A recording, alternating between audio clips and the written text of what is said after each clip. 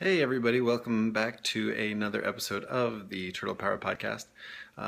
Recording this quick message just to let you know that there are some technical difficulties encountered, or that there were some technical difficulties encountered while we were recording this episode. So tried to edit most of them out, but you may still encounter some of the issues that we had. So just wanted to give you a heads up about that. But also wanted to make sure that you knew about the 2K3 Teenage Mutant Ninja Turtle series back on the air for the first time in years. I've actually got it on right behind me right there. Oh, that's my boy right there. There he is. But yeah, so we've got a link in the show notes talking about it. It started tonight. I think it's going for like a week and a half, 2 weeks. So yeah, definitely check it out on Nicktoons. So on with the show. 3 days ago, New Yorkers would have called Eric Sachs a hero. But today, we know that he's one of the greatest villains the city has ever faced. How are we so easily fooled? And what can we learn from this tragedy? Maybe it's that heroes aren't exactly who you might expect them to be. They're not wealthy billionaires. They're not square-jawed comic book characters with flowing capes. Heroes can be anyone. Like the vigilantes that saved this city. They were born in shadow, they live in shadow, they fight in shadow, and they always will.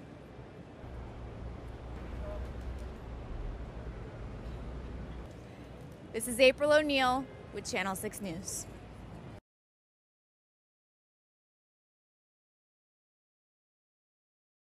Live from the sewers, this is the Turtle Power Podcast.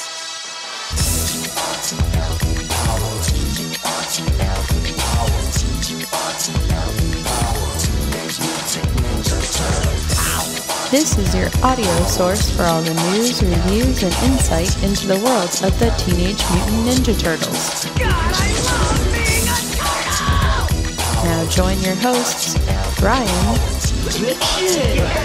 Alex, Awesome! and Darby. Bossa Nova! Bossa Nova? Chevy Nova? Excellent! Yeah!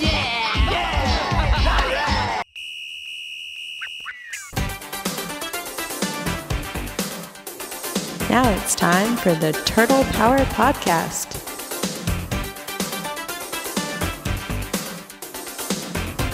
That's right, ladies and gentlemen. Welcome to the Turtle Power Podcast. Switching things up this time around. I, Darby, am leading the show today. In case you might have noticed on my shirt here, I am wearing Donatello as the Don. Why? Because I'm the Don today. Me, Darby. Don, right here. As my lower third says, I am rock hard right now. And, yes, as Alex says, everybody else completely screwed right now. With me as You're always, a fucking it's, asshole for doing this. right here. It's all about me and upsetting Alex. I'm surprised Alex is already this upset, because usually it's me and Alex teaming up against Ryan. I would think Alex would be somewhat happy. I guess not, but I watched the Airplane yesterday, so I'm going to say that I'm Leslie Nielsen. I just want to wish you all good luck. We're counting on you. Ryan, fresh from the flight simulator, would be Stryker, trying to land this damn plane, and picking the wrong week to quit sniffing glue, Alex Rodriguez. How are we doing today, gentlemen? Wow. I'm doing good. I'm doing good. Come on. I'm not even caffeinated. And I'm already like energy level as you guys. God, could you imagine if I was caffeinated right now? Anyway, we've got a lot to get into today. We've got collecting news. We've got video game news. We have Halloween news because it's been that long since we last did an episode.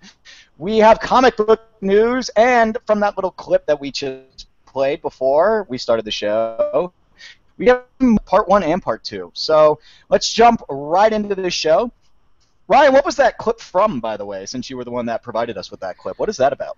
Yeah, that was our good buddy Tiger Claw 305 on Twitter. He was kind enough to share that it's a deleted scene from the very successful and albeit I Controversial. don't know, mediocre Turtles movie.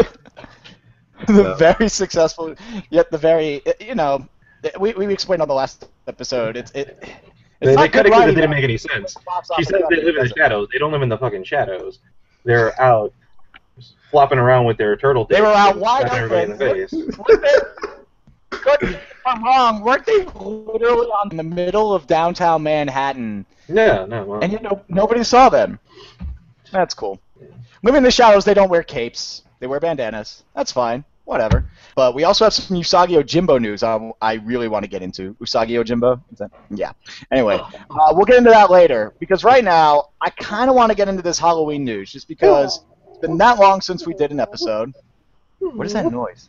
Oh, Usagi Yojimbo. Okay. that's Alex right. That's the only sound effect I got. So. All right. We'll get into that later. But I want to get into this Halloween news because I want to start at the last time we did an episode and we'll go to present day. That's how we're going to do this. Ryan likes to send the show notes literally 30 seconds before we're going to go on air, leaving me no prep time whatsoever to do this show. That's right. But we have some clips. We have some links on the show notes. I'm sure Ryan will provide them.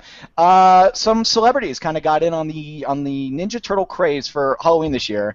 I don't know about you guys, but living in Denver, Alex Smith, the Kansas City Chiefs quarterback, not the most popular guy in town, even though he's actually a pretty decent guy. Looking pretty sick in his Shredder costume. Did you happen to take a look at that? Yeah, he looks better in that Shredder costume than he does in his Chiefs uniform. So The only thing I have to disagree on with his costume though is he should have gone all out. Alex Smith is bigger than that costume is. He's a quarterback in the NFL who's not Johnny Manziel, so he's bigger than that actual costume is. He's a big dude. He's pretty jacked, and I feel like he should have gone all out. It's a good costume though. Respect to the guy. And his wife are dressing up as April O'Neil, and his two kids as Mikey and a headless turtle to be named later, I guess. But props to Alex Smith for pulling out the Shredder costume. Now, if there's one celebrity I'm not the biggest fan of, it's Rihanna. But she got in on the act, and you know what? I'm still not a fan of hers because I'm sure Ryan, are you a bigger fan of Rihanna after seeing her Halloween costume? I was a big fan of Rihanna, and I'm. wait, Even stop. beforehand? No, you lose all credibility from this point. No, listen. Listen, I was already a fan of Rihanna's, and after seeing her Halloween costume, I was an even bigger fan of Rihanna. Clearly, Rihanna decided to dress up as Raphael, and her very unattractive friend decided to dress up as Donatello. Oh my god. Not the biggest fan of that. Oh, Ryan, God. screen share action. I'm seeing Alex on my screen. I'm not seeing any Ninja Turtle body here. Oh, okay, here we go. There we go. There you go. There we go. So yeah, so we've got there. We'll just start at the beginning here. So, and they're I don't know, like hardcore Ninja Turtle. Like I don't know. No, she ain't shit. She's a fucking little. You know what I Caribbean like? bitch. I gotta give her props though because she actually went further than a lot of people who probably dressed up as Ninja Turtles for Halloween actually did go. No. She's got She, real like, size. she's got the she's got real size. She's got the shell, the big shell, not like the one that's kind of plasticky or that comes in a box or one of those plastic bags from Party City or something like that. I'll give her props for it. She just dressed up as the wrong turtle. That's all. No, she dressed up like if Raphael was hooking on the corner, trying to get a dime. That's what she dressed like. Well, isn't that what Raphael does in his spare time? When Oh, stop it. Night Yeah. Watcher doesn't exactly mean what you think it means. But this comes to us from Escapist Magazine. And it's funny because it also says Reddit on the link, Ryan. So I have to believe, I believe I actually saw this on Reddit before you sent the show notes. And then Escapist Magazine, I guess, decided to put it on their website. I mean, what do you think of that, Ryan? Why don't you put it up and why don't you tell us what you think about that? Alex, go ahead as well. Have you seen this costume? What now? The costume, the awesome Krang costume.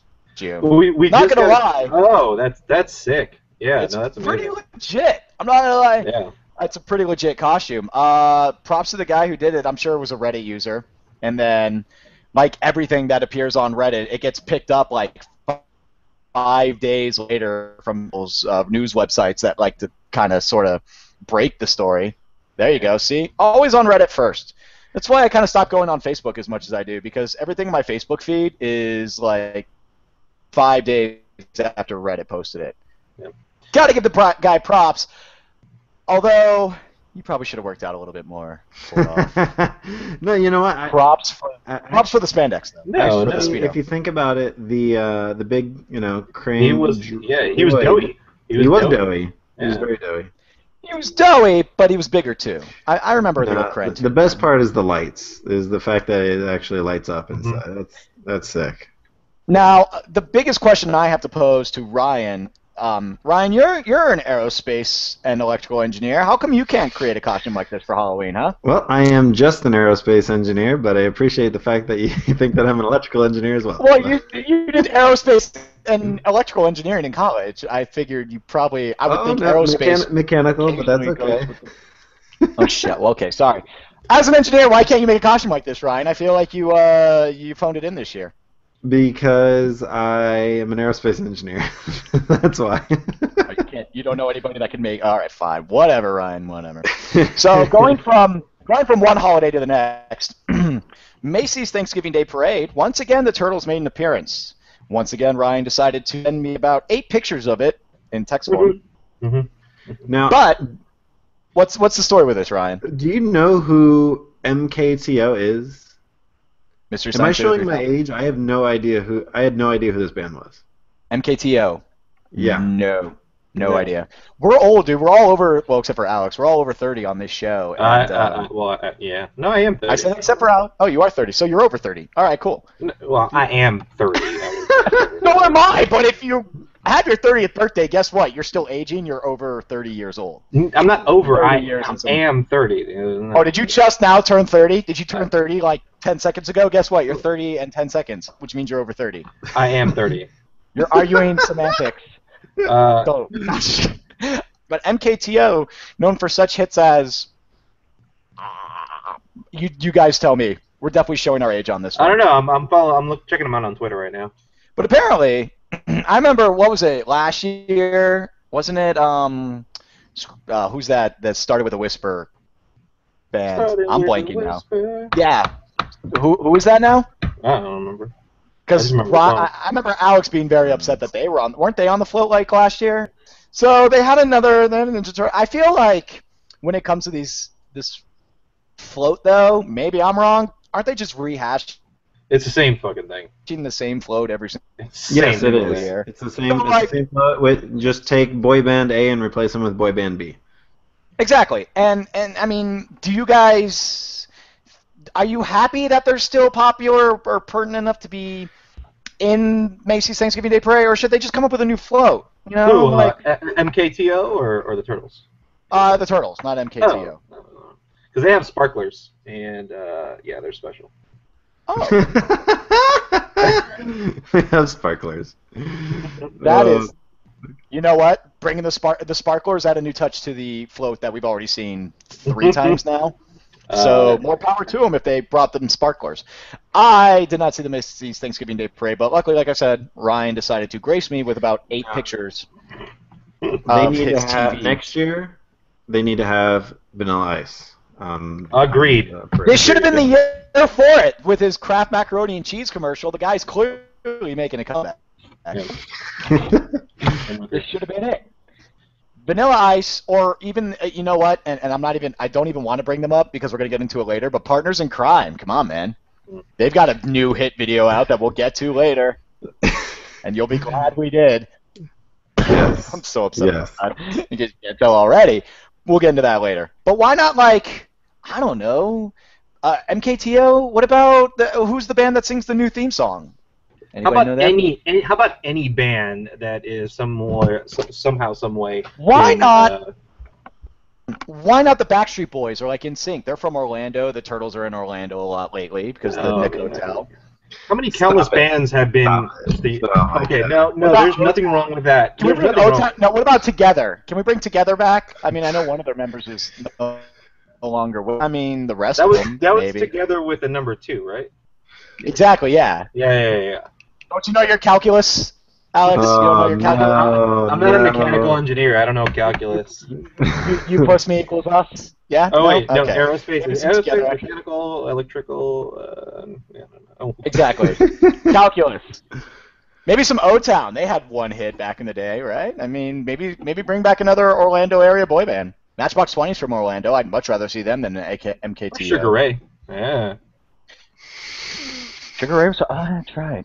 Manson, maybe he's friends with Sugar Ray. Yeah. Anyway, let's bring a whole new generation in and just mess them up with god awful music. Anyway, let's get into this because Alex decided to show off his. I'm trying to figure out a way to say this where he won't construe it sexually, but his action figure, Usagi Yojimbo news. Oh. I'm gonna let Ryan. Oh, Alex. yeah. Oh, he's humping you, internet. He's oh. Oh. All right. Show it on camera, Alex. We want to see him. There he is. Look at that. Oh. That's... Oh, God. Terrible. Probably the biggest Stan Sakai fan on the panel. So I love Stan Sakai, and on that note, I don't know if we talked about it last time, but his wife did pass away.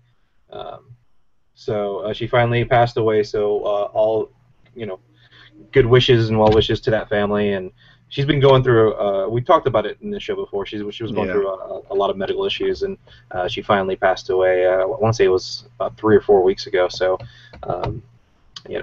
all condolences to that family from the TurtlePowerPodcast. Yeah. For as much as that could possibly mean, but I figured I'd let Alex take the reins on that one. But Usagi Yojimbo, he's not making as big of a comeback as the Turtles have been, but he's making a comeback regardless. There's an Usagi Yojimbo play going on at the Southwark Playhouse. Ryan actually decided to show me this video. TheGuardian.com came out with a video about an Usagi Yojimbo play that's going on. Ryan, why don't you tell us about that one? Yeah, I'm pretty upset the fact that they don't have this here in America because this sounds unbelievable.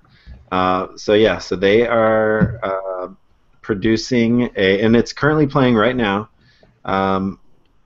in let's see, where is this? Southwark. Yep. I have no idea where that is. In England somewhere. And we'll have to have one of our English listeners. I really hope one of them can make it over to see this and give us a little play-by-play of the play.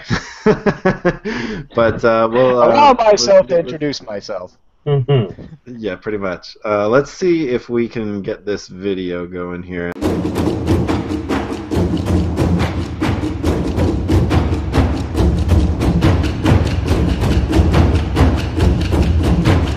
Hi, I'm Amy. I'm the director of Usagi Yojimbo. Hi, I'm Ellie. I'm the designer. And I'm Nina, and I'm doing projections. Southwark Playhouse have a real reputation for doing exciting Christmas shows, not your conventional Christmas panto fare. So families should definitely come and see it. Usagi Yojimbo is this year's Christmas show at Southwark Playhouse, which we've adapted from 30 comic books written by Stan Sakai over the last 30 years about a rabbit, Usagi Yojimbo, who becomes a samurai warrior in 17th century Japan. So this is our model box.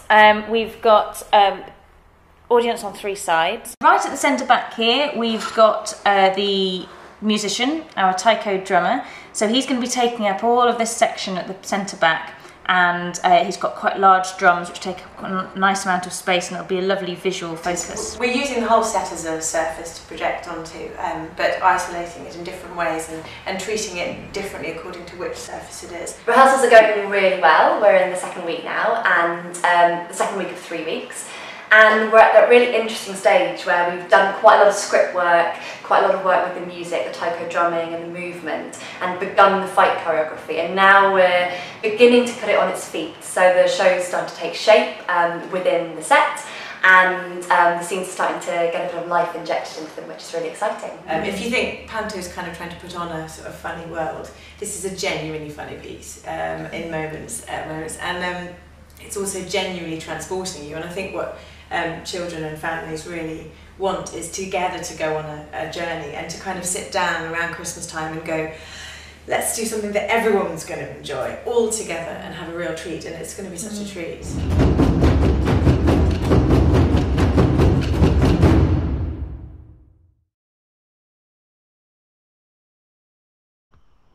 Because if there's one thing that says Christmas, it's a play about a rabbit samurai from 14th century Japan. Can I just say, I love the way she says, rabbit? Rabbit? I thought you were going to say samurai. I was just waiting for Ken Shamrock to show up with the Ken. Steve Blackman and Ken Shamrock. It was Steve Blackman. It was Steve Blackman. Yeah. Steve Blackman would be pretty dope. I don't think he could pull off the Usagi Yojimbo voice as good as hopefully the performers will be able to. I'm happy that it's being made. I just think it's funny that they're doing it around Christmas. And they mentioned Christmas like, what, 3 times? Like, oh yeah, it's our Christmas play. This Christmas, come on down and watch the story of Usagi Yojimbo, the samurai warrior. I would hope that Stan Sakai would get to see this as well. I mean, what do you? So. I really hope, like you said, Ryan. I hope one of our listeners gets to see it and maybe send us something about how amazing it is. Give us a little review that we can go over. But interesting. Also, speaking of Usagi Yojimbo, I'm just going to get this all the Usagi news, even though it's on like 7 different pages, out of the way right now. Apparently, the New York Times has placed him on a gift list for kids, I believe. Isn't that right, Ryan? Yeah, it's a so they come out with a list of like a gift guide for every holiday season, and amazingly enough, awesomely enough, the Usagi Yojimbo Saga, which is available both in softcover for $25 or hardcover for $80 from DarkHorse.com, is on the list. It made their list as one of the top books available for the holiday season. So it's really cool. We've got a link in the show notes to where you can go ahead and purchase that. Sweet. Sounds fantastic. This is the scariest little thing I've ever found in my life. What is that, Alex? It's the scariest looking Leonardo squishy thing I've ever seen in my life. Squish? Is that a dog toy? No, it's not a dog toy. It's just it's one of the those it looks like painful. It's like a little stress ball thing. iTunes and not actually watching the podcast. Alex is holding up what seems to be a voodoo doll of with a bunch of spikes coming out of its entire body. Mm-hmm. Is it Chia Pet? It was made by let's see, it was Vidcom. Me and Ryan are just dumbfounded right now. Yeah, 2013, so it's been out for a little while. But speaking of the holiday season, I kind of want to jump into video game news right now since we're kind of done with that little portion there. April O'Neil, Channel 3 Eyewitness News. We got the news. We got the news!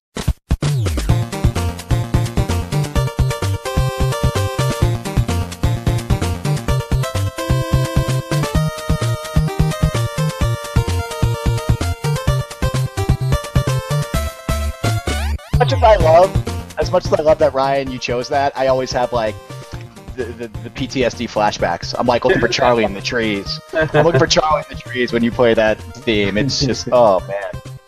Can't you get like a Turtles in Time one or something? No. They could do that. That theme would make me far happier. I don't know about anybody else out there. I'd much rather pay $40 for that NES game than Danger of the Ooze. Just saying. Danger of the Ooze, $40, way overpriced.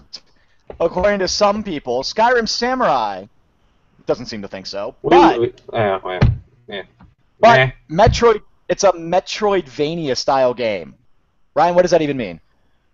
Alex, what does that mean? Don't pass this on like pawn it off on me. Okay, Metroidvania game. I don't know. Ryan wrote Metroidvania. Yes. Well, it's Metroidvania, Metroid and Castlevania and. Yes. It's a style of game that was. You could have just said a Super Metroid. You could have just said a Super Metroid style game. Super Metroid style game. like from the Game Boy Advance. That's all you had. Or just Castlevania in general. Unless, like, how is it Metroid style? Do the turtles curl up in their shells and, like, roll into little balls, like, to get to secret passageways? Is it April How is it Metroid inside? style? Is it April inside the turtle suits? That is kinky. That is kinky. I'm not gonna lie. That's why Donnie's so into April lately. See Maybe. what you did there. But I see what you did there. There's a playthrough though on YouTube. For those of you who care. I care. For those of you who don't want to play the $40 but want to watch playthrough on YouTube, I'm sure Ryan will include it in the show notes. So go there if you want to watch somebody play it. There are reviews. If you've been watching South Park lately, then don't support Let's Plays. Don't Let's Plays. Blame your damn self. Actually, here's the thing. I don't watch Let's Plays except for Game Grumps. I am all about the Game Grumps. I'm sorry. Game Grumps are funny. I love Game Grumps. And I don't mind Rooster Teeth either. I'm not ragging on... Rooster Teeth guys aren't bad either. So, right. So I'm more about Game Grumps. Do either of you have the game yet? No. No, I'm not going to pay $40 for that game. Are you kidding me? Yeah, I'm going to wait. I want to play it. Maybe if our aerospace engineer host I'll wait till it hits the cash bargain bin. I'll wait till it hits the bargain bin in Walmart. I'll wait till I find it in the $5 bin Walmart. Yeah. Maybe then it'll still be overpriced. There are reviews though on IGN, Game Informer, Technology Tell, and Game Asylum. For those of you who want to read there, I can't imagine they're good reviews, but I mean, as in the reviews for the game are good ones. Not that they're not brilliantly written. I'm just saying not that they're reviews that are positive of the game. But you can go there and check it out. But Skyrim Samurai seems to think it's legit. Well, guys, I actually do have an update on the price. It has dropped. If you go over to Amazon right now, it is available on Amazon, both on Xbox 360, PlayStation 3, for $19.99, and it is eligible for Prime.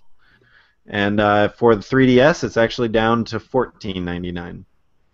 Well, almost there. Why is it?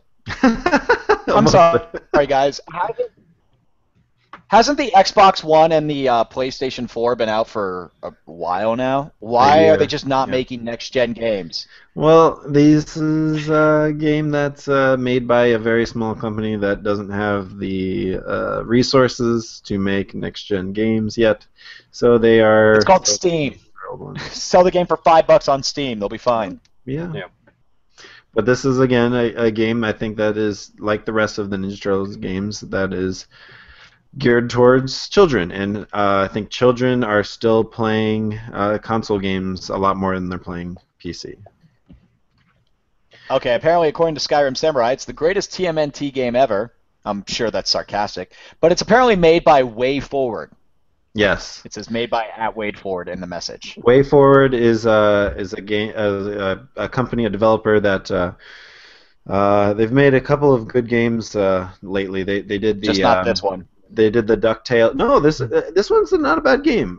From the playthrough and everything, it looks pretty solid. I mean, it is different. It's different for a Turtles game. Turtles games have not looked like this one before. But it's made so that company Way Forward, they made the DuckTales remake, I believe, that was very successful.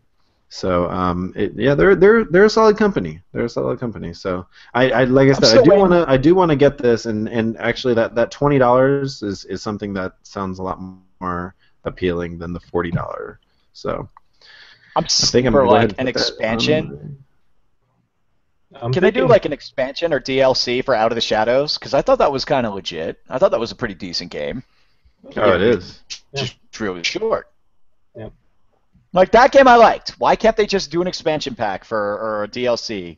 For $5 more, here's like 4 more levels for. They really need to, because it was surprisingly short. Like once I finished it, I was like, really, Suddenly I'm already fighting Shredder. Yeah. And I beat him the first time I tried to fight him. Yeah, sex lasts longer than that. Well, for me anyway. Yeah, I was gonna say. I was like, hi. Well, hey, look, I only get it like once every 4 months. So I have to make it last as long as I can. Well, you are married, so you're gonna get it. Exactly. But So that's going to do it for video game news. It was apparently a very short panel for us today on that one. But let's jump in. Ryan, get it ready. Get the sound ready. You ready It's for this? ready. Let's get into collecting news. From Playmates! So, collecting news, real quick. Top story, Bebop and Rocksteady action figures available now exclusively at Walmart, according to @PixelDan. They're here. But anyway, it's my Mirage figures, not Playmate figures. What's up with that, Ryan? Why you got to play the Playmate soundbite? So, yes, the Playmates Mirage figures. Now, Alex, since you are home, I'm going to utilize you for this. Because I know that you have the Mirage Leonardo, don't you? Oh, he's looking for it. He's looking for it. Does he have the 3-pack? No. I can't find the 3-pack in Gainesville, unfortunately, and I haven't. Well, no. Here's the thing. Here's the thing. Okay, so real quick, what Ryan's talking about, Leo 3-pack at Targets are on sale. In this 3-pack, correct me if I'm wrong, gentlemen. It is the original 1984 figure.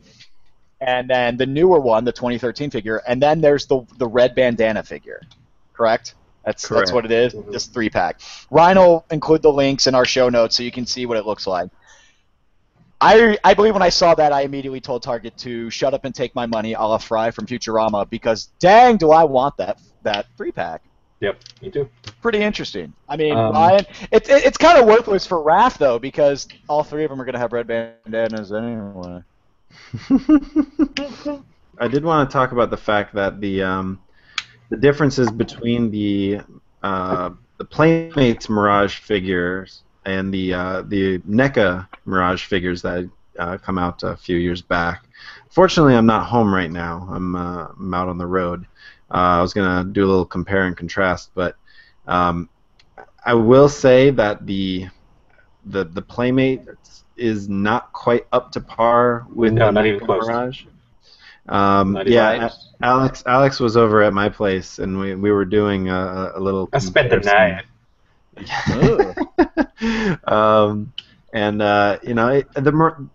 I will say though, you can't get those NECA Mirage turtles anymore, so it's good that we have something. It's good that the Mirage turtles are getting some love from the Playmates and from Viacom. So could this lack of quality have anything to do with the fact that could this have been a contributing factor to TMNT missing out on the Toy Hall of Fame yet again? No, I don't think so.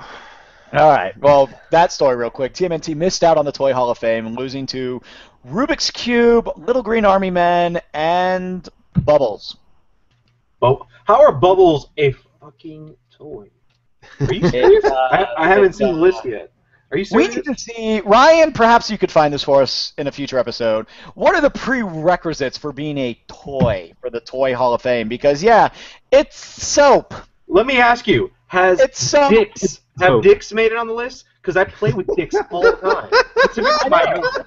It's not even his own. It's not even his own. I mean, he did just stay at Ryan's for a night, so who knows? We did play with them. That should have been that's like the Arthur Ashe Courage Award for the Toy Hall of Fame is Alex's suggestion on that one. Anyway, new Playmate toys have been announced. TMNT Party Van vehicle images coming early 2015 apparently. Ryan's going to be doing on that one. Ryan, what's the story with the Party Van? Well, now is it the show? No, what's up with that? That's what's big news about this is that we're getting the Party Van in Nick Turtles. This was first announced back at San Diego Comic-Con this past summer, and we've got some first initial views of what it's going to look like. I mean, it's essentially a 2014, 2015 version of the original Party Van. I mean, it's got the side door that opens up. It's got the big spoiler on the roof. It's got the battle shield that goes over the windshield. But it's got slight changes, but you can definitely tell where this vehicle gets its inspiration from. So it looks fantastic. Let me. for those of you who may not have already seen the latest Nick Turtles movie, not movie, show, there was actually a line where Michelangelo screams out, "Party van wins." So foreshadowing for what is to come, as if when they showed the wagon, the van for the first time, like you didn't instantly know what it was going to become. Yep. Yeah. Sweet, actually. All they're missing is that little shell in the gate there. The grill should be a shell. And then well, and that's what I mean. Like, and it's, you notice how it's on the other side of the vehicle. It's not on the right side of the Well, the original party wagon had both sides. No, Remember the it doors was only on one side. I think in the show it had it on both sides. It was at both sides. The vehicle only had it on the one side, on the right side. But no, look at this. The whole front can actually come off. So that's which means you can actually put your turtles in the driver's seat. Ah, yeah, look at that. So it's a little bit of a different design here because, with the original, the whole roof would come back. It was hinged off the back. On this one, it doesn't do that. There's a compartment that comes up on the roof, but only for the very back part of it, so you can get the action figures in. But for the front, the whole front of the vehicle comes off, so you can put the turtles in the driver's seat. That's cool. It's a little different, but it's definitely got the all the features. Man, this is really cool. I think I'm gonna have to get this one. This looks fantastic. I can put this next to my. Look at that. It's got the little missiles that fire off of it. That's great. Nice. Very nice. I like it. I mean, I just think they're missing the shell for the grill, but other than that, it looks like they're doing a lot smarter things when it comes to how kids will play toys. Like that whole opening of the front means you can actually put them in there instead of trying to shove them through the window. Great.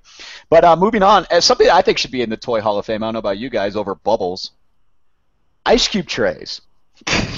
Apparently, according to Action Figure Insider, one of the many things coming for 2015 from Diamond Select Toys, Nick Turtles ice cube trays. Why not?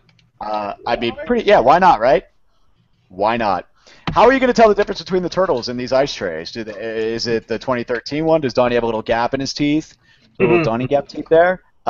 Is Raph like scowling, just angry at the world? Maybe. But yeah, hey, there's going to be ice cube trays, which if you haven't joined the 21st century yet, you might need. Now here's the really cool thing. Yeah, go out and pick out some Nick Turtles ice cube trays. Me and go grade my Nick Turtles cups. You can do more with ice cube trays than make ice. I mean, you can make Jello. Yes. Okay, so me and I'm sorry for I'm forgetting who it was. You and someone who doesn't matter. Me and one of our listeners were talking on Twitter, and we said that it's green Jello shots. Obviously, that is what this would be perfect for. So Ninja Turtles, Jello shots, green Jello shots. Who was the listener, Ryan? I can't remember, and I feel terrible. Yeah, you should probably go look that up while I'm reporting the next story real quick, because I know you're not. I know you're not going to want to talk about this at all. But apparently, for you extreme fans of the Michael Bay Ninja Turtle movie, there is a Raphael statue that has been released, 22 inches tall, and correct me if I'm wrong, at the low price of $700. Prime One Studio fully revealed their TMNT 2014 Raphael statue. Prime One Studio, Japanese company, pretty well known for their very highly detailed and expensive statues, have released a Raphael figure, 22 inches tall, $700. Ryan, is this something we can expect in your Raphael collection that's normally behind you when you're at home on that shelf? Negative, Ghost Rider. Pattern is full. Negative. Oh, Raphael. Michael Bay Raphael not worth $700? Quick question. Is there a Raphael you would pay $700 for? For a 22-inch statuette. Is there a Raphael? Would you buy Spaceman Raphael at 22 inches for $700? Negative. Negative. What? That's like your favorite toy ever, though. Raphael Spaceman. That's like saying Darby wouldn't pay $700 for Undercover Don when you know he would. Exactly. Because Undercover Don, I would if I had Ryan's job, but I don't, so I don't. But real quick, Never made sense to me that it was Undercover Dawn and Spaceman Raph when clearly Donnie should have been the Spaceman. It was the sewer den. The sewer den and I were talking about the Jello shots. There we go. Good. Good. So Thank you. Thank you, Ryan. Props to the sewer den. The sewer den, yes. For Ryan remembering you. Props to you for that one. But good that you guys are actually communicating and Ryan's actually getting in touch with some of our listeners.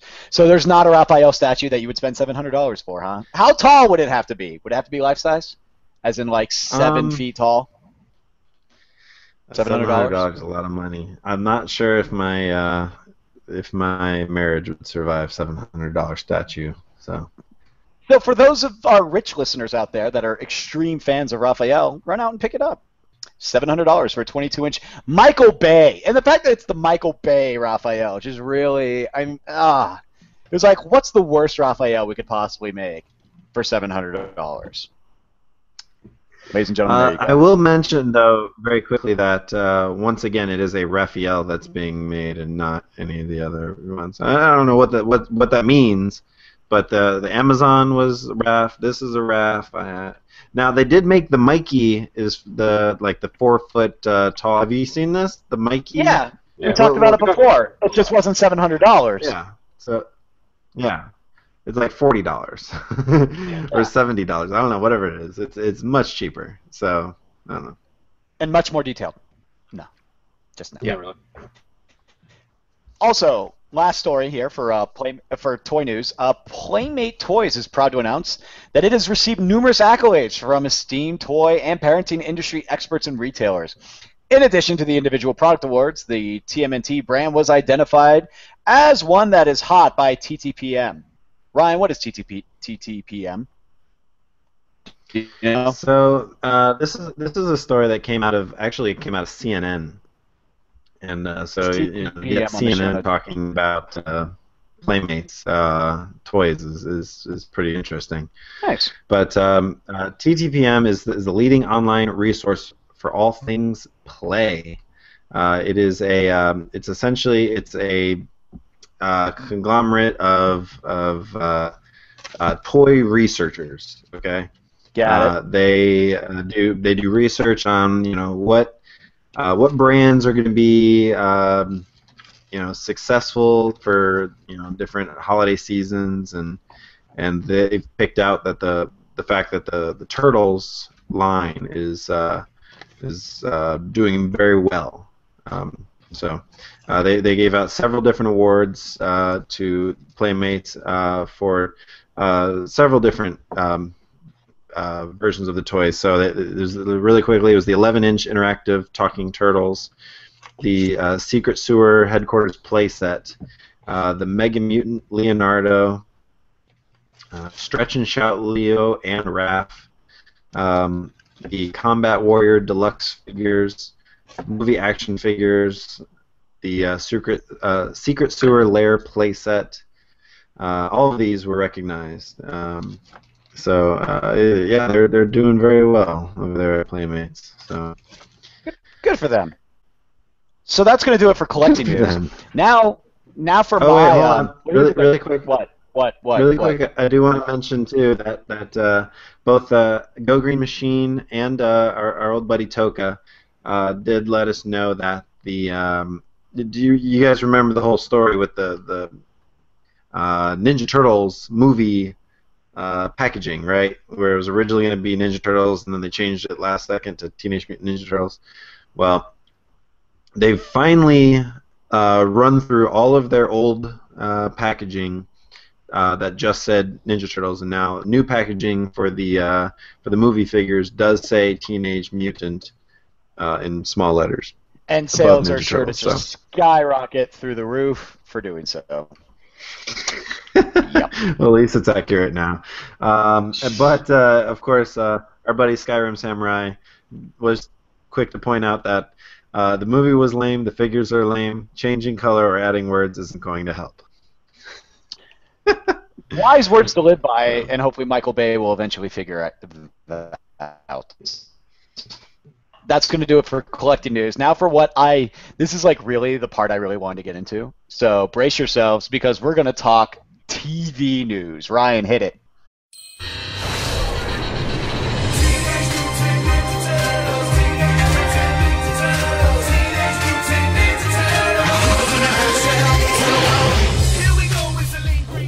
got a lot to get into for TV news, and we're going to talk about this interview that Ciro did in a moment. But what I really wanted to jump to, more than anything, it's like what I've been waiting for all month. Seth Green, since we were last on the air, debuted as the voice of Leonardo, and I gotta say, a few episodes in, I'm still trying to get used to it, but I want to hear what Alex has to say. I was a little apprehensive at first, for sure, but it's grown on me. It really has. I think maybe because I know it's Seth Green. I think that has a lot to do with it. But he's not doing an awful job. I can't remember the name of the replacement of Jason Biggs. I liked his replacement as far as voice acting a lot better, but I think Seth Green's doing a good job. You think? I don't know. It might just be. It's such a drastic change. Like Seth Green's voice is, like okay, at least the replacement actor whose name we can never remember. I know it's such a cop out. It was such a freaking cop out. That was definitely a cop out. It was such a cop out. You know what? Right there, 2003. Leo got the crap beat out of him. Did his voice change? No. He got the crap beat out of him. He got poisoned. He fought Usagi Yojimbo. Voice didn't change. 2013, Leo gets the crap beat out of him once. Voice changes. That was such a cop-out. You can't deny that. By the way, the voice actor that originally replaced Biggs is his name is Dominic Ketrumbone. Thank you. Dominic kind of eased the transition. You know what I mean? Like he wasn't Jason Biggs, but he sounded close enough to what Leo originally sounded like that we all got used to, which might be why Alex likes him better. Seth Green, I'm still getting used to it. Ryan, what do you think about Seth Green as Leo?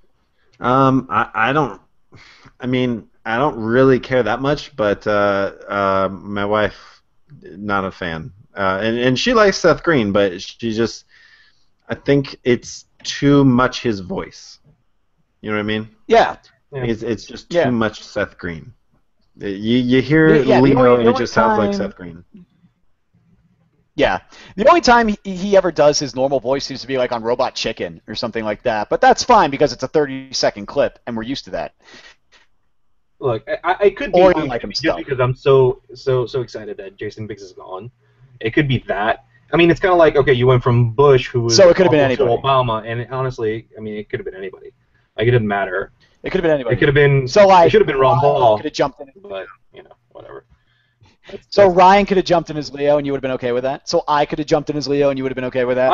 I think you. First of all, regardless, I think you guys actually would have done a pretty good job. I'm just saying. Oh. I'm just saying.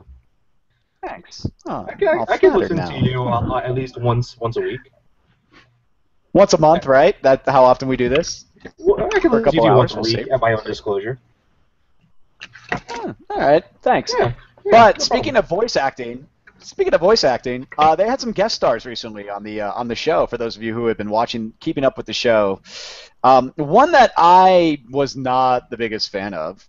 For those of you who saw the episode with the frogs, our friends, the mutated frogs came back, and Napoleon Bonafrog, pretty much a copy-paste frog version of Napoleon Dynamite, and of course voiced by John Heder. If there's ever a guy getting by in Hollywood with one role he ever did, I'm sure he's a nice guy in real life, I don't know.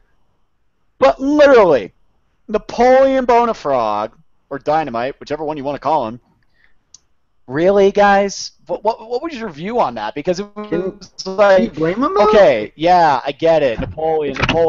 Other than that, I was just like, no.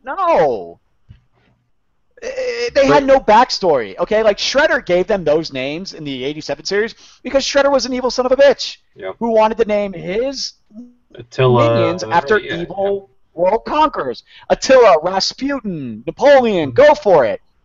But these guys were just mutated in the woods, and they just became what they did. And the other three frogs seemed kind of badass. One was kind of Godfather-ish. The other one was like Genghis all headstrong about battling. Yeah, I like Genghis. Yeah, and then Napoleon just was. For some reason, Napoleon Bonafrog became Napoleon Dynamite. He even danced. He did the Napoleon Dynamite dance. He did the dance. Think about it though. I mean, think about Napoleon Dynamite though. Nunchuck skills, bow staff skills. Skills. Yeah, no, that doesn't. That's fine, but you know what? Okay, I challenge anybody right now. Like seriously, anybody out there listening, watching. Napoleon Dynamite was okay the first time I saw it. I can't find anybody to sit through that entire movie right now. Lindsay Could will. either of you sit through that entire movie right now? Well, I could. Yeah, I could. I won't. It is slow. There's no music. There's like 4 funny parts. There's like 4 funny parts in the entire movie. Really. It's quotable, but that doesn't make it good.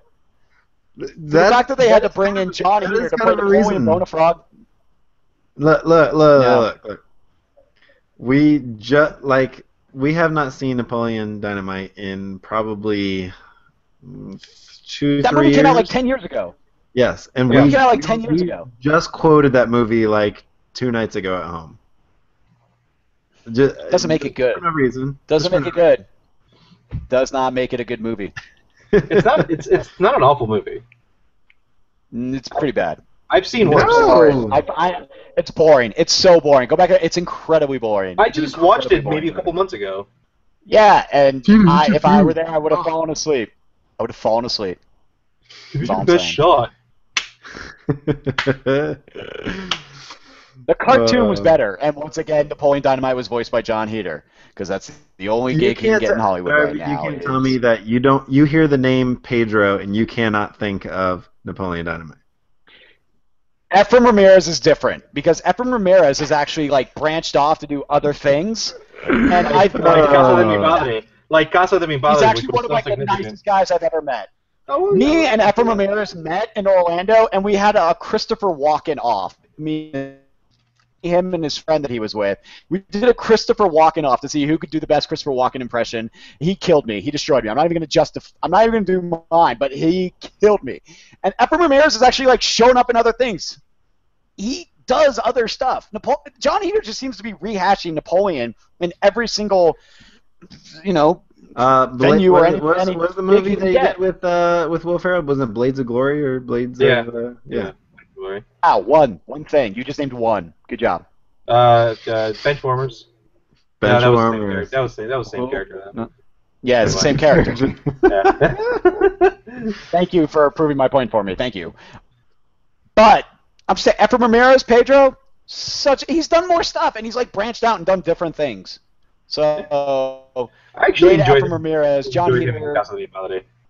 Which I did not like what they did with the. I'm sorry, I didn't like the whole Napoleon Bonafrog. I don't. Did you guys really think Napoleon Bonafrog? Huh? I don't think a lot of older fans like us enjoyed it, but I think the newer generation did.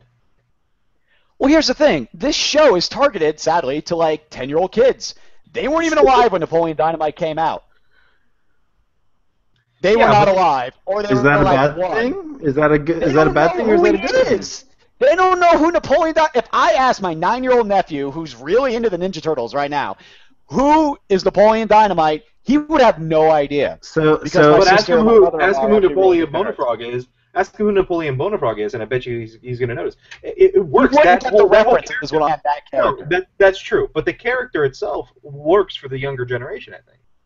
No. Yeah, I think Alex is onto something here. Is that the fact that it doesn't matter which one came first. It's a whether you like the character or not, it's memorable, and so you can just place it in Napoleon Dynamite or you can place it in Napoleon Bonafrog. You can call it whatever you want. And then Michael Cera will play it later on in life. Michael Cera. Play one type of character. Well, what about Scott Pilgrim versus the World was. Okay, so that's amazing. That's Napoleon, but what about the Dreambeavers? Dreambeavers, played by Robert Englund and John Cassier, which was, you know what? I dug the Dreambeavers. I don't know, man. This whole season is kind of iffy for me, just because it's like, remember when Shredder was like their biggest threat? Remember when like they legitimately would be murdered in every single episode because, that's how BA Shredder is. I thought now they're just throwing out. No. The finger was awesome. The finger was awesome. It's just all they're doing. I feel like all they're doing the this Bobby season Ventura. Fantastic. they're just bringing out new mutated creatures to sell toys. That's all they're doing. I feel like that's all. I can't wait. I cannot wait for the Speed Demon toys. Can I just say that? Please, let's make sure that happens because that would be. If they made Speed Demon a remote control car, that'd be sweet. I'll give them that. But it's like really now we got beavers. Now we have this thing that's made out of plants that turned Raphael into a plant. It's kind of like let's just see how many toys we can make, and I guarantee you, that plant monster that turned Raphael into a plant will be made a toy before they actually make a Karai toy, a real Karai toy, not snake crap. They will put out freaking Dream Beavers before they put out Karai. You know I'm right. No, I'm freaking right. Can't even argue that. Let's start getting maybe some money, some donations put together to see if we can get a Venus toy. Let's get a Kickstarter campaign for an actual Karai toy. I'm just saying, Dream Beavers are going to come out before an actual Karai toy does, and that's just I'm depressed. I'm sad. I'm sad. I'm pretty sure that Venus is coming to the classics line, and that the I'm pretty sure you guys are talking about an imaginary character. Line. Yeah. Is she? Will she have? Will she have line? like a vagina? It's a cloaca. Nothing to say about that. But Ryan, why don't you talk about Robert Englund and John Kassir that on the Dream Beavers episode?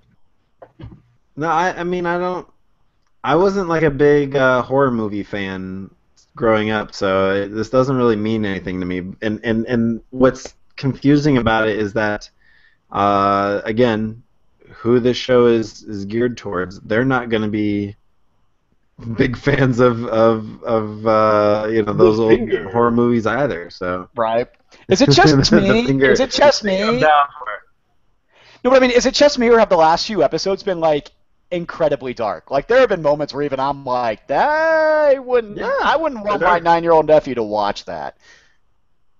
Like they've been pretty dark as of late, and Cyril talks about that in the interview that we'll get to later. But also, hey, I just got some breaking news. We did just find out that there's going to be a new character coming to the the Turtles. You're welcome. I have no idea who that is.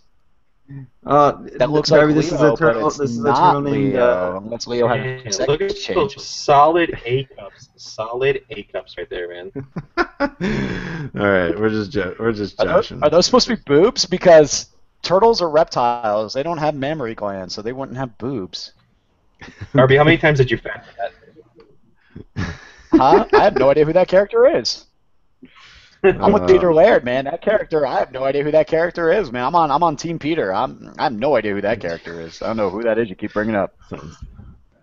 Sounds dirty. Anyway, she didn't show up in the 2003 series, did she? No, she did not.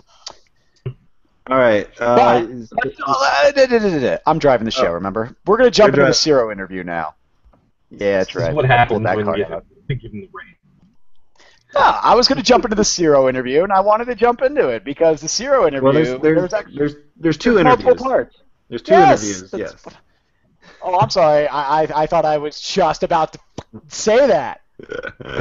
God, Ryan, let me do this. God, let me do this thing. God. Anyway, so Zero. You like what I did there? Yeah, Ryan got it. All right. So Zero did 2 interviews recently. One was with Toon Zone, and what was the other one with Ryan? Another one with Toon Zone? Yeah. You got it. Okay, so anyway, they were both with Toon Zone.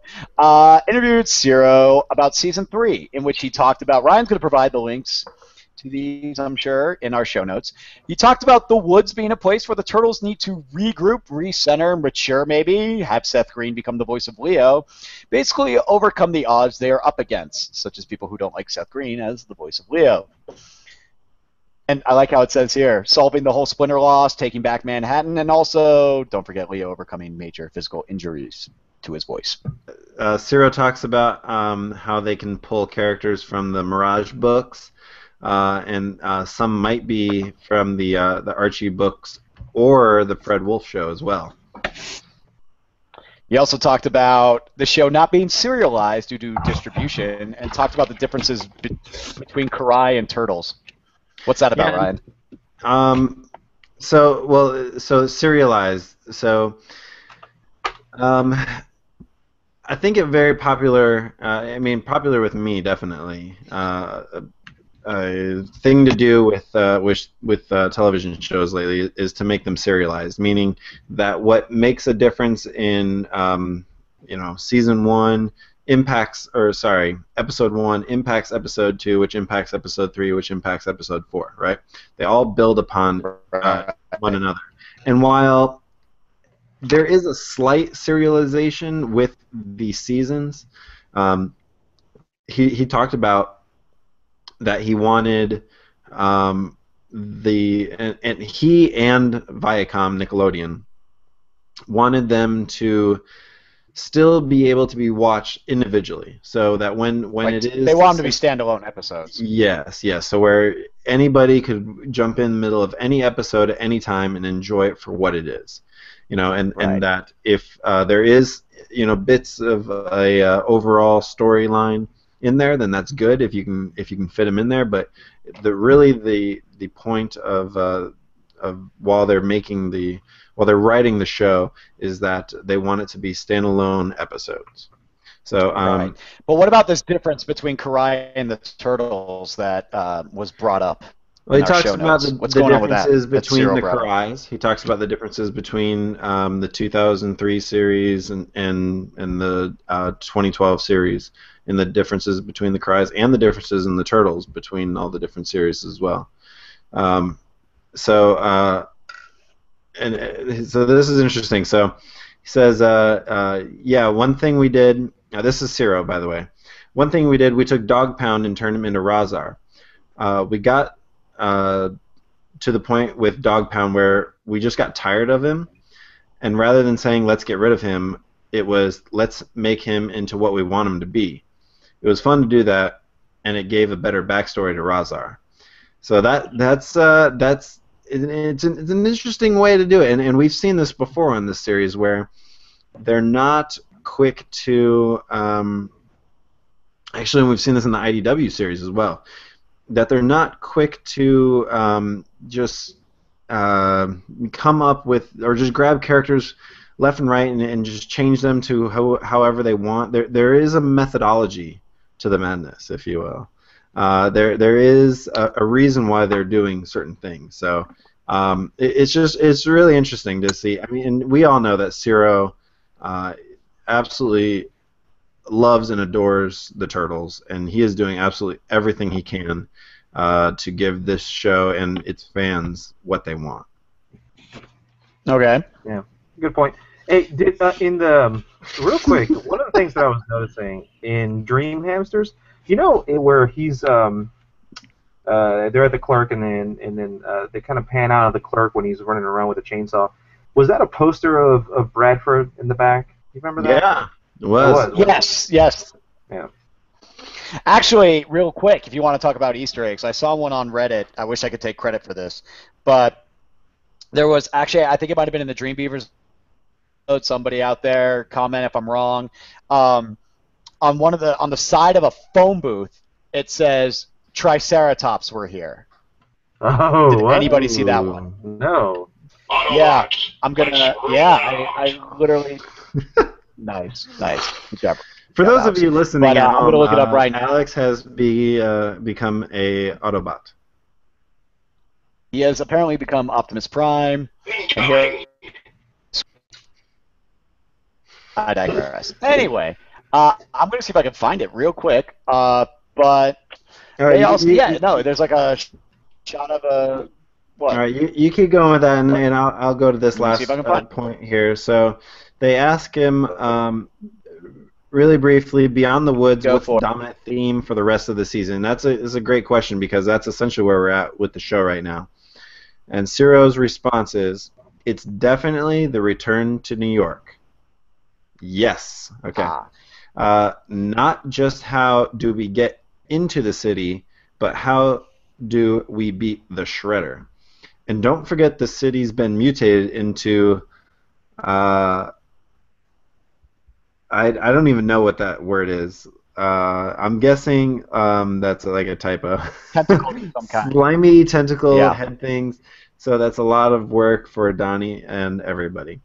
There's a lot Why to is Donnie got to handle. be sidelined with everything? Donnie. It's all on Donnie. Why? Because he's the best. He's the only one who can save New York from this hentai tentacle stuff that's taking over New York City. It's all Donnie. It's all on Donnie. Ciro just said it. It's all on Donnie. So- Can't even argue. By the way, Pizza Face. It was the Pizza Face episode.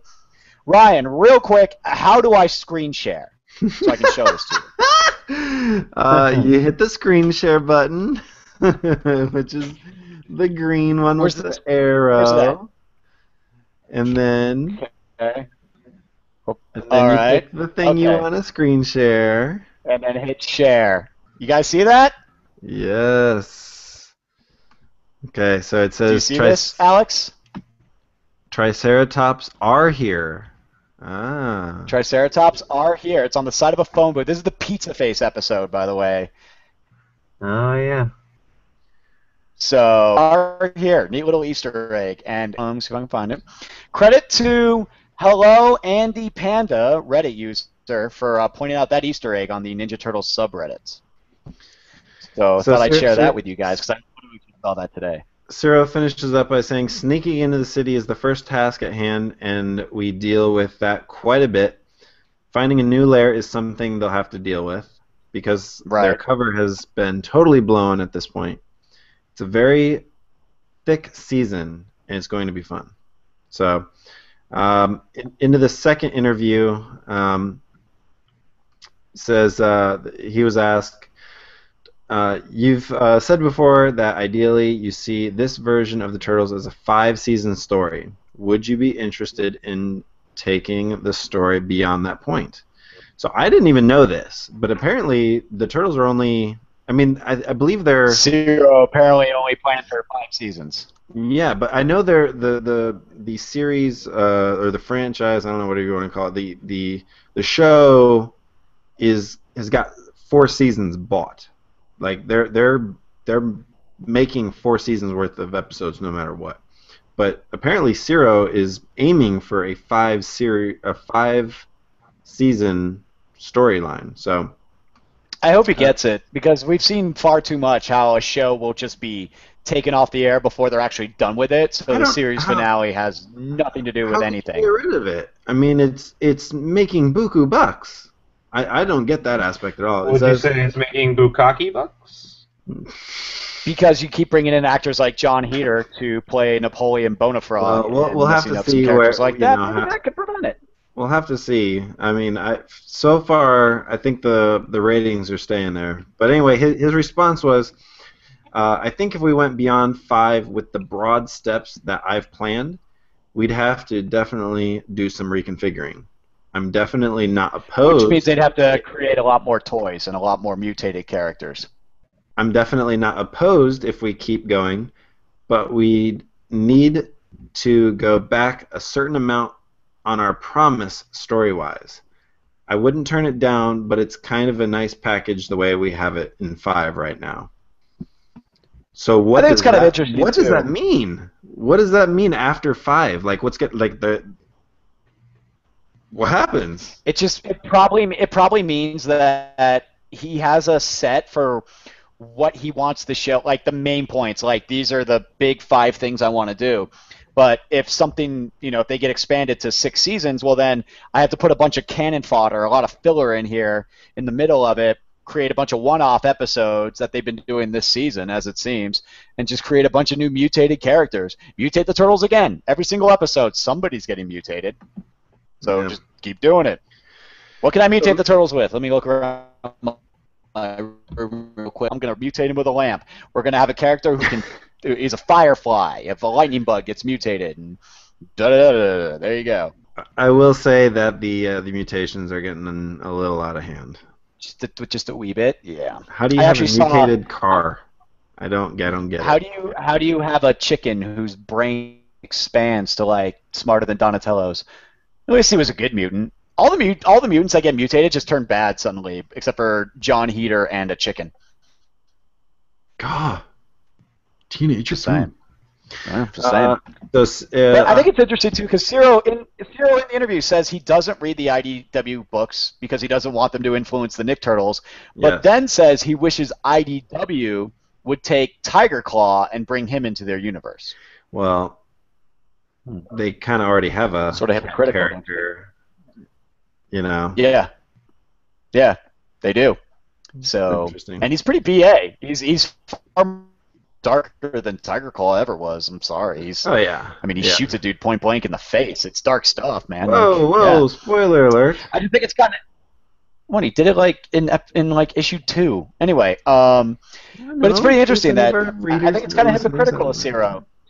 It's kind of hypocritical to Ciro that like he's staying away from the IDW books, but he wants them to incorporate his show. Ciro. He's just saying he's saying that he really likes the character of Tiger Claw, and he'd like my characters are better than yours, motherfuckers. Yeah, exactly. My character's better. No, he said my the character of Tiger Claw that I created is I really like him a lot, and I hope that he lives beyond the show. Essentially. Here's the thing, though. When he actually does read the IDW comic and sees their cat character, he'll be like, "Dang, this guy's so much better than mine." I'd like to see a darker version of Tiger Claw. IDW. If IDW were to get a hold of Tiger Claw, I'd like to see what they can do with him. Oh, he would mess some stuff up. Not gonna lie, he would mess some stuff up. But I want to about this though, Ryan. See if you know anything about this. He talked about horror storylines being incorporated into the series, as we've seen in recent episodes. But there was a Halloween storyline that had to be scrapped. Do you know anything about that? Yeah, he doesn't go into a whole lot of detail, but they actually went a little too far with one of their storylines. So for this kids show on Nickelodeon, they actually had to dial it back a little bit. So. I wonder if they like mutated the Great Pumpkin or something like that. Like, oh, there's pumpkins in the woods. Yeah, okay, just mutate those. Halloween episode. And he talks about the 2003 series, and how it was an animated version of the Mirage books. And while he definitely appreciates that, he wanted to make an entirely new canon, and that's what he did with this show. Last two things he says really quick. He talks to Donnie, or he talks about Donnie and April's relationship and Casey being a part of it, and then he also says because the Toon Zone is a UK centric website. So this is great. He says, "I'm glad you guys aren't watching a show called Teenage Mutant Hero Turtles." Shout out to that. All right, well that's going to do it for TV news. So now we're going to jump into... What? No. I already said everything else on the better show notes because we just read everything in your show notes. What did we leave out? There was a recent podcast. To me, that's not cartoon. To me, that's not TV, though. Released by Rob Paulson. Yakko P. And, by the way. Featuring Kevin Eastman, and the reason I have it in the TV news section is because he talks about the history of him and Peter and creating the series and everything like that. He talks about some pretty funny stuff, but really two things that really stuck out was when he was talking about the 2012 series. Because Ciro was there in the audience, and they let a couple things leak out. One, that they are trying to get Usagi Yojimbo onto Nick Turtles. It's not a for sure thing. They're trying to get him on there. They said the lawyers are working it out.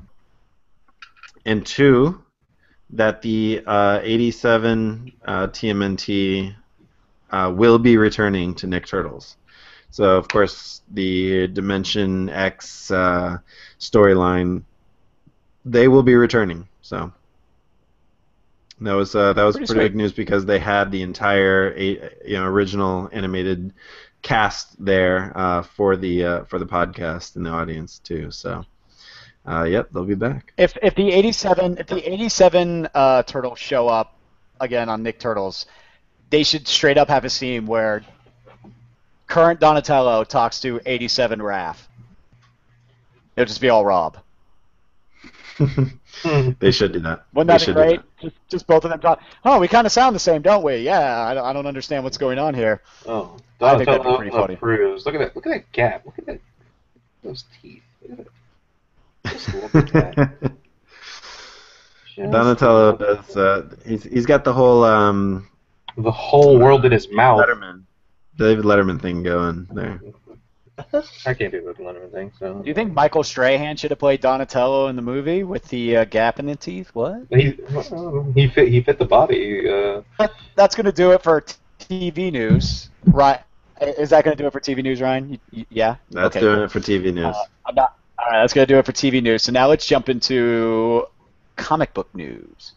Right. I strike 2 on my way down.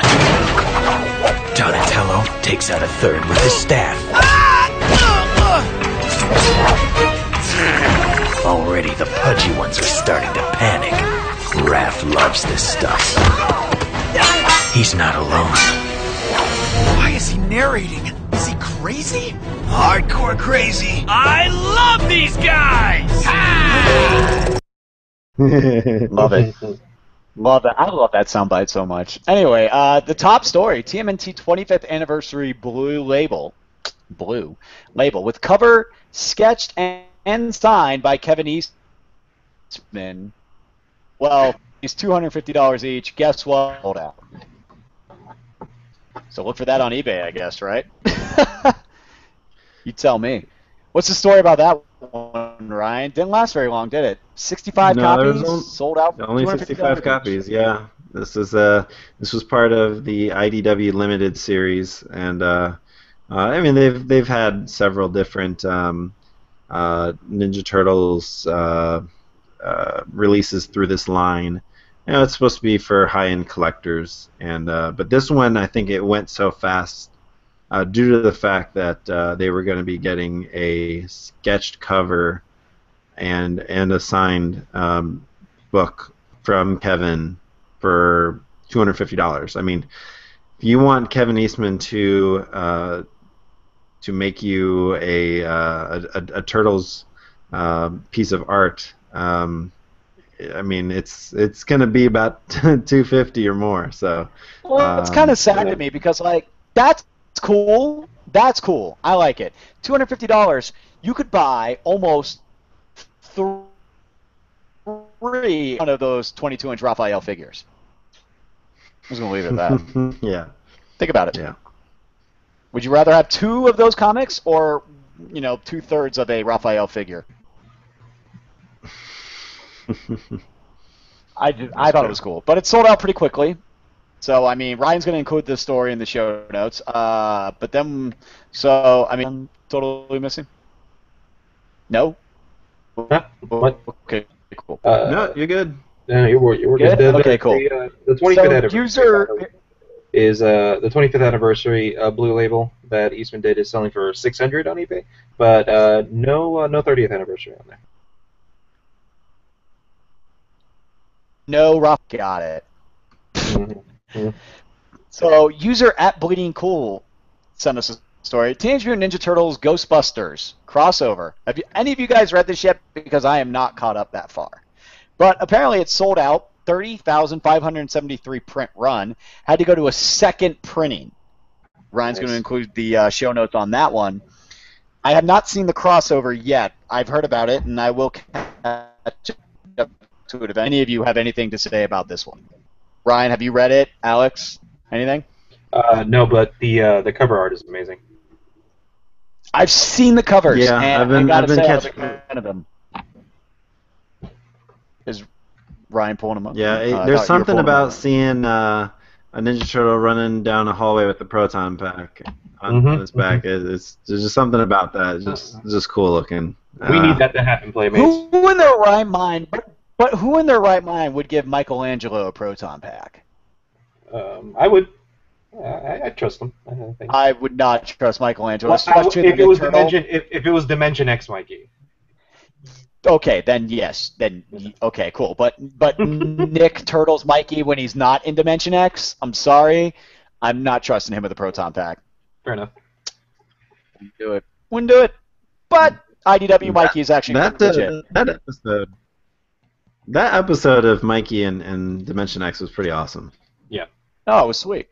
Yeah. IDW Mikey I like though. Yeah. I mean, IDW Mikey was the whole reason I wrote that article about why Michelangelo in my had been underrated pretty much my entire life in my mind. IDW Michelangelo has pretty much, negated every bad thing I ever had to say about Michelangelo, and I finally realized why he's there, all because of the IDW Mikey. For those of you who haven't read it, please go read it. Not my article, but the actual IDW comics. So then we have Mutanimal miniseries. Ryan, what's that about? Mutanimals miniseries.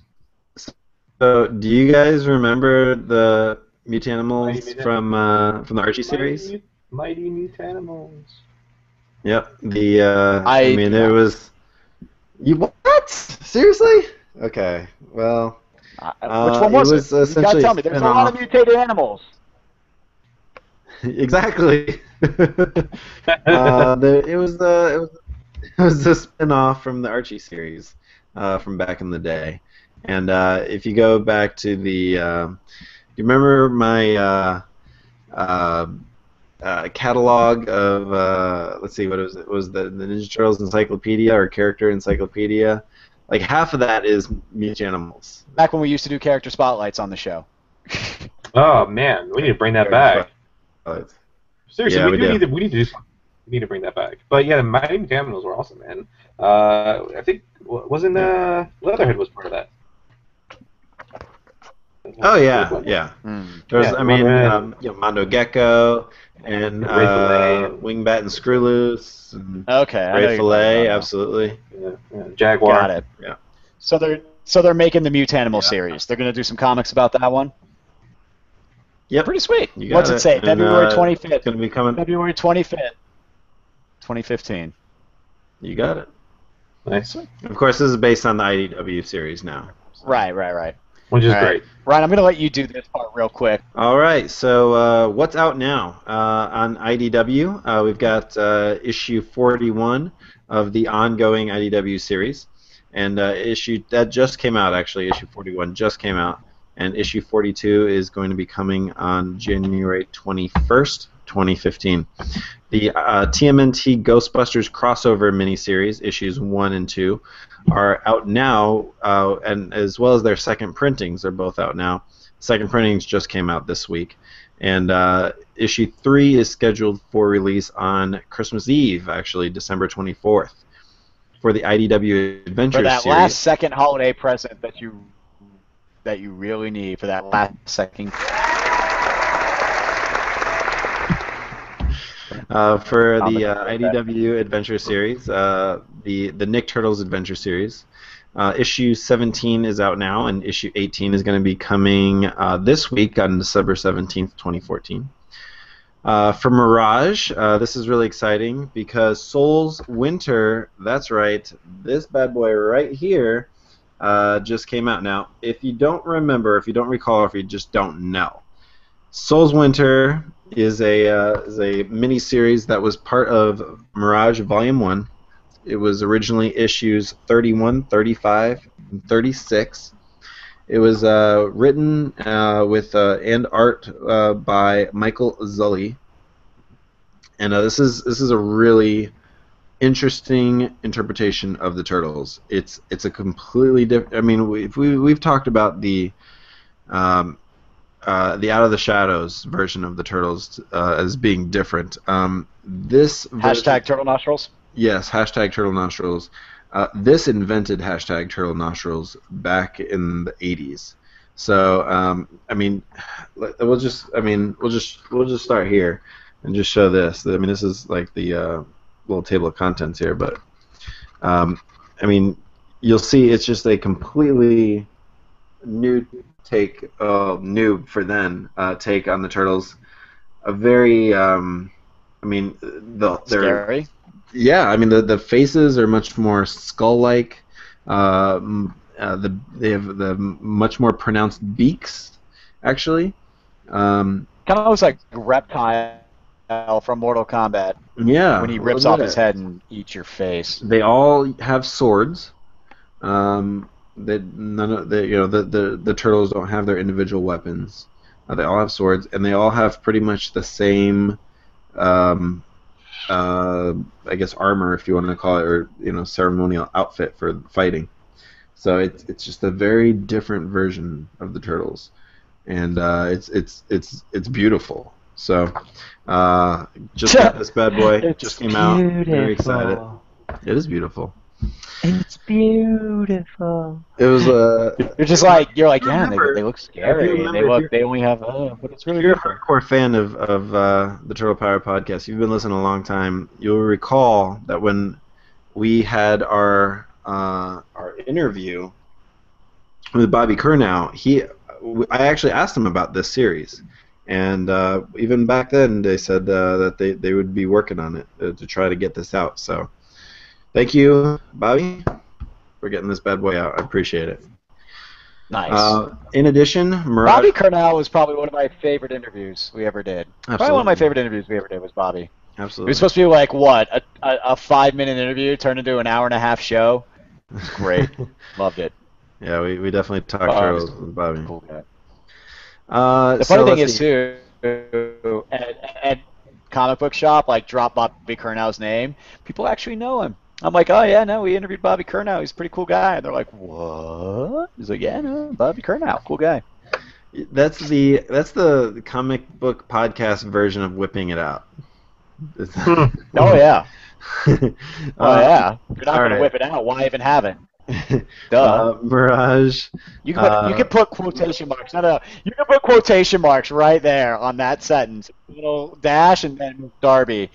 If you're not gonna whip it out, why even have it? Done. All right, so finishing up, Mirage Classics trade paperback.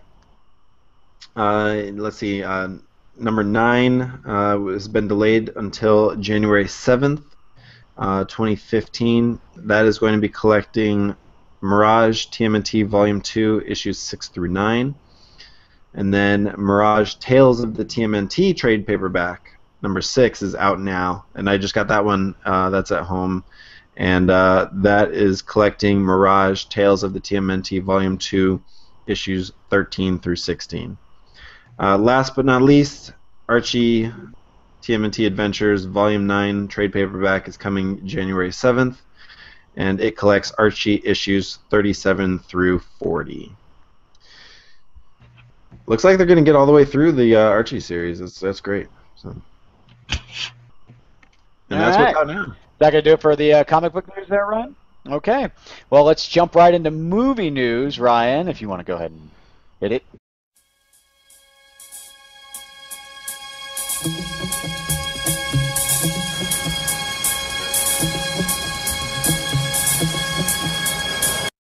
Keeping an eye out for the Foot Clan when you play music like that.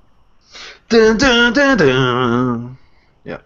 Anyway, movie news. TMNT, Michael Bay, movie 2014, releasing on Blu-ray and DVD tomorrow. As we in the record US this tomorrow. on December 16th. Huh? As we record this tomorrow. As we're recording this, it will be tomorrow, but it's December 16th. So by the time you actually see this episode with all the editing Ryan's going to have to do, it will already be out. So Ryan, have you gotten your issue? Have you gotten your copy yet? Probably. It's already out. I did have it pre-ordered through Amazon. I know there was a couple different retailer exclusives. I think Walmart had a special thing. Did you pre-order? Did you pre-order the one with the Raphael statue? No, absolutely not. Okay. Absolutely not. You didn't want to do that? You didn't want to I did not need a $50 statue either, let alone a $700 statue. But it's your homeboy. Does not matter. You could put a fishbowl on his head and he'd be Space Raff. Negative. Fishbowl on his head, he's Space Raff. All right, fine. So that's releasing. Is Alex back? I know we lost Alex for a little bit. Is Alex back? I want to see if Alex is going to go. I'm here. Alex, since the Blu-ray is going to be out by the time this episode comes out, are you going to be getting it? Much like the video game, I am going to wait for the bargain bin on this one. It probably won't take long. You probably won't be waiting for long. Probably December 26th is when you'll find it in the bin. I'm going to call it right now. I'm going to wait till it goes on sale at my local Blockbuster, is what I'm going to do. What if you waited until... What if you waited until the day after it comes out to find it used on Amazon for cheaper? I'm sure that'll happen. Of course it will. I don't know. We'll have screenshots of that as it does. Wait it out. I mean, but there are some exclusives that are coming to certain retailers, so I mean, if you're into all that.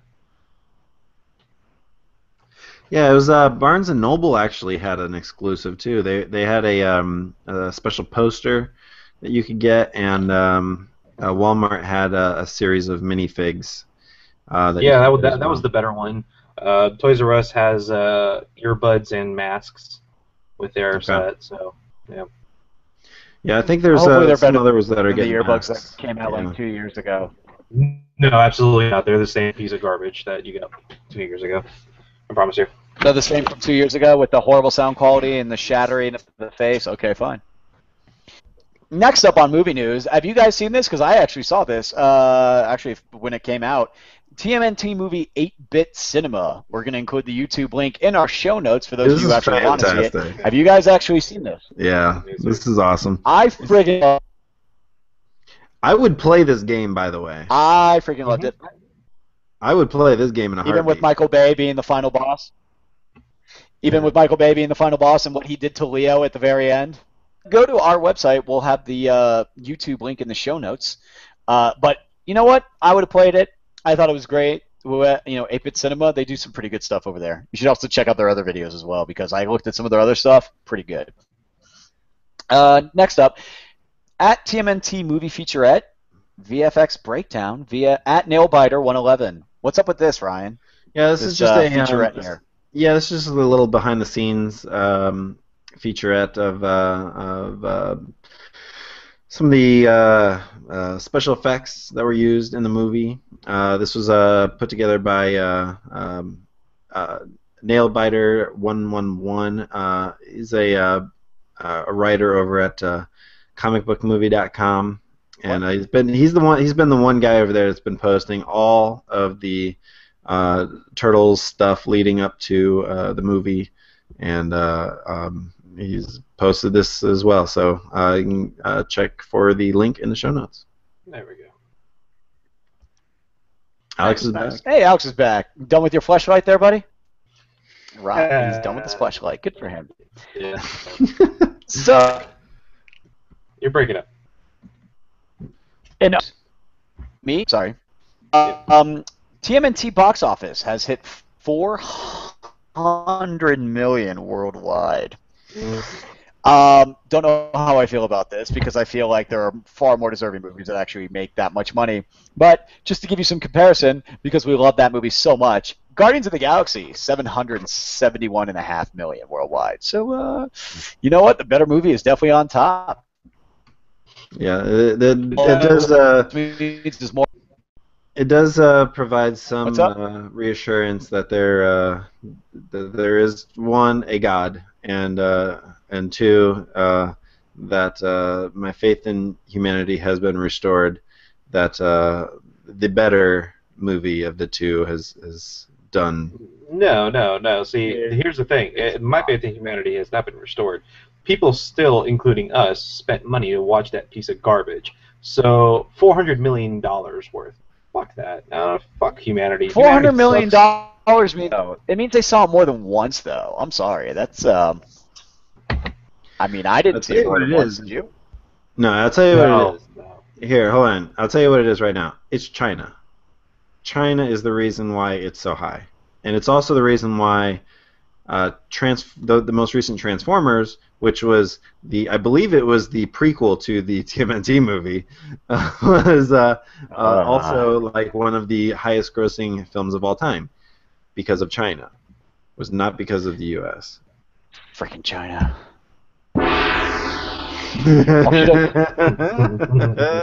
Thank you, Alex. Finally, Alex does something right Love you, Alex. With the Google sound effects. Good job. So we got some TMNT concept art. by Jared Krichevsky. Is that apparently That's some close concept enough. art for the TMNT movie has leaked online that showing what a lot of people thought the original plans for what the Turtles were going to look like. Yeah. Not gonna lie, not a fan. They're Yeah. I don't even know if you what go back words would. to I believe it was our last episode, we had some news on various concept artists that were releasing their art for what they had submitted for the TMNT movie, and Right. the most recent one is by this artist, like you said, Jared Krzyzewski. Sure. Yeah, not so easy to pronounce, is it? Maybe it's like Coach K. Maybe it's like Krzyzewski. So anyway, No, if you look at this art, and we'll have again links in the show notes. But I mean, you can pretty much see that the Turtles were based off of this guy's art. His art is exactly what the Turtles ended up looking like.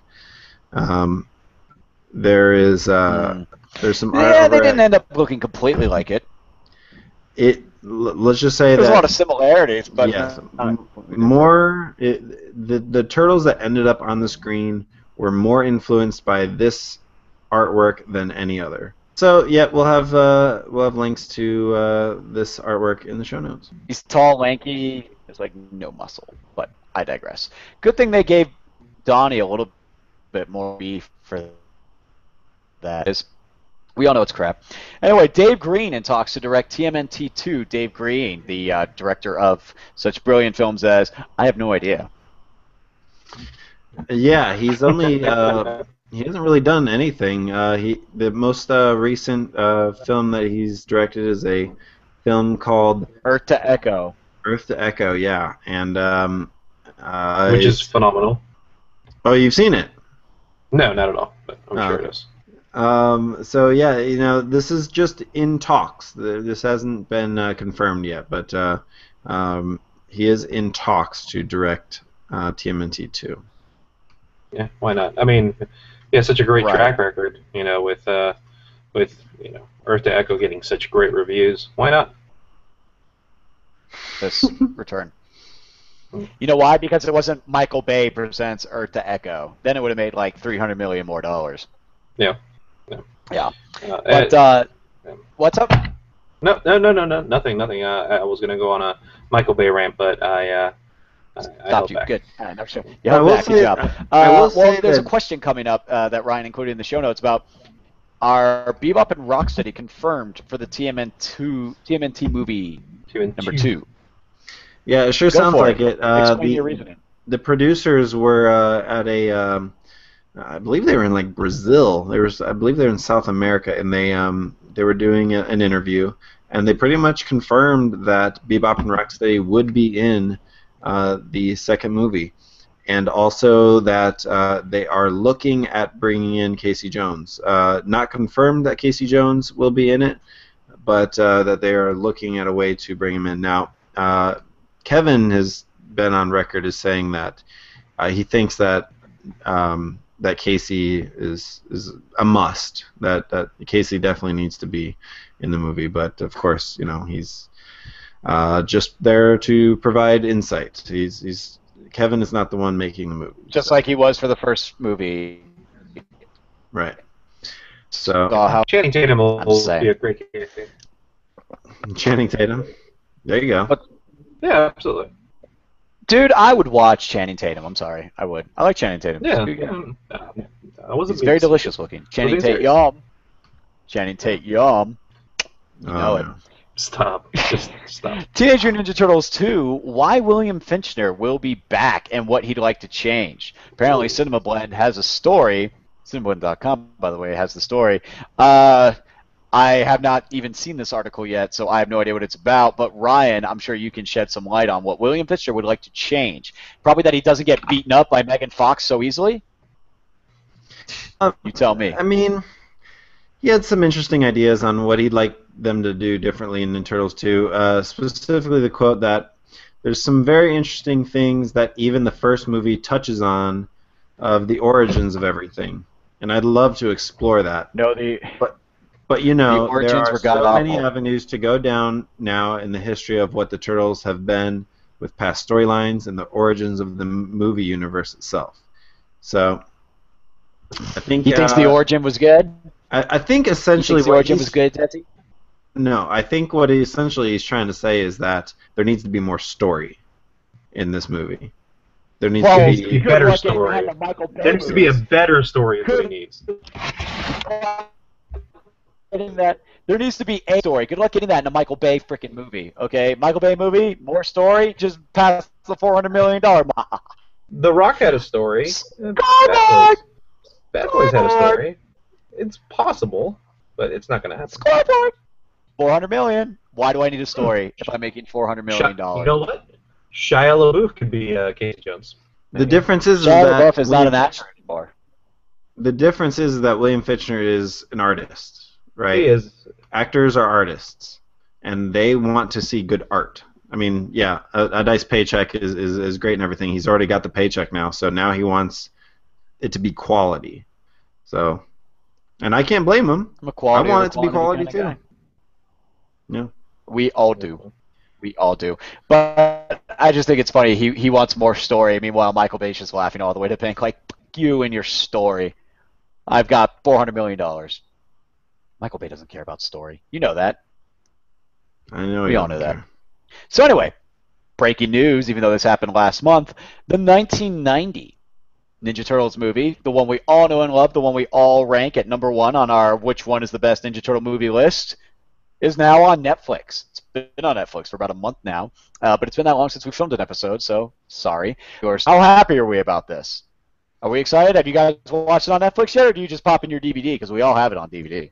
I have it on Blu-ray. I have it on Blu-ray as well. Yep. Well, sorry, I don't have as much money as you guys. It's nice to see that it's on there for everybody else, though. Yes. I don't have a spouse to buy it for me. Sorry, guys. Anyway. But also, speaking of that real quick, if you visit the North Carolina Museum of History, there's an exhibit there about the making of the original TMNT film. We have a video in the show notes for a sneak peek about it. Before we leave, I was a little curious about the whole North Carolina Museum of History thing, and why they had specifically chosen that turtle set. But they're doing a 100 years of in 3,000 films. They're covering 3,000 films in a 100-year span, and they've for anybody who knows anything about North Carolina, there's hundreds, thousands of films filmed around Asheville and Wilmington and all that in North Carolina. But anyway, this is all going to be on exhibit from November 15th, 2014 through September 7th, 2015. So if you find yourself around North Carolina, they're going to have original set pieces from that original movie and just a bunch of cool stuff from like Iron Man and stuff like that. So check it out. I think it's kind of funny that is what makes the North Carolina Museum of History. Is it right next to the Wright brothers plane? I feel like that's where it should be in terms of like North Carolina history. No, I think it's right next to a NASCAR, I believe. It's right next to NASCAR, right next to the NASCAR Hall of Fame, which is right next to the first plane that the Wright brothers ever flew. No, yeah, it's just no airplane, just the NASCAR. Yeah. And then right next to it is the story of Carolina Blue and how that color came to be. North Carolina. Yeah. And then all Petey our friends in Pablo. North Carolina. I actually have quite a few friends in North Carolina. And then Petey Pablo right next to that. North Carolina, come on, Petey Pablo. Take your shirt off. I'm done. And on that note, there was a Steve Barron interview on FlickeringMyth.com. Steve Barron talks 1990s Teenage Mutant Ninja Turtles. What? Of course, he's the with the interim manager. Of course, he's the of the 1990 movie. Yes, of the 1990 movie, and of a famed a music video director as well. So. All right, hold on. So yeah, so this is a podcast. This is over on Flickering Myth. We'll have a link in the show notes. So anyway, that's going to do it, I guess. Check us out on our official website, TurtlePowerPodcast.com. You can follow us on Twitter at TMNTPodcast. You can follow myself at Big Don Pat. Follow Alex at ARodriguez2005. Follow Darby at Darby T. Patton. Like us on Facebook, facebook.com/TurtlePowerPodcast. Subscribe on YouTube, youtube.com/TurtlePowerPodcast. Share your feedback with us via old-fashioned email, turtlepowerpodcast@gmail.com. Subscribe and rate us on iTunes. You'll find a link in the show notes, or just search for us on iTunes, Turtle Power Podcast. And for those of you who are not in the Appleverse, find us on Stitcher. That's right, we are new to Stitcher, but you can subscribe and listen to us right on there. And we'll have a link in the show notes to that as well. Or just search for us on Stitcher, Turtle Power Podcast. Nice. Nice. So we're going to cut to the song of the show here now. Partners in Crime. Remember Partners in Crime, guys? TURTLE Power. Yeah, they're back with another Ninja Turtle song, which you'll, notice right away is a blatant ripoff of Rock the Casbah, which in itself is actually an incredibly depressing song if you actually pay attention to what the lyrics say. Ryan wants to play it. What Ryan says goes. So, Ryan, you want to lead us out to Partners in Crime, Rock the Half Shell? I guess so. Hit it. All right. Hit it. So that's going to do it for us. Thanks for listening. And, Ryan's just saying goodbye. It's me. Ryan, while you're playing Rock the Half Shell, thanks for tuning in. And, feel free to, thank you for your patience with our technical difficulties. And we will see you hopefully soon. We'll try to do better next time. I won't. Bossa Nova.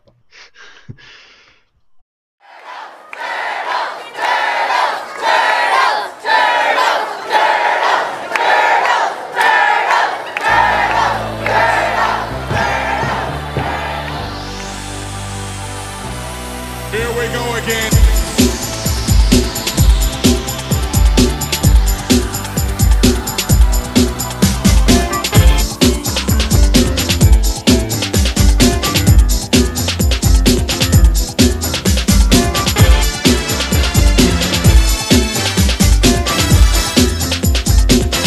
Now they are back. In fact, I swear they can't be stopped. Ha!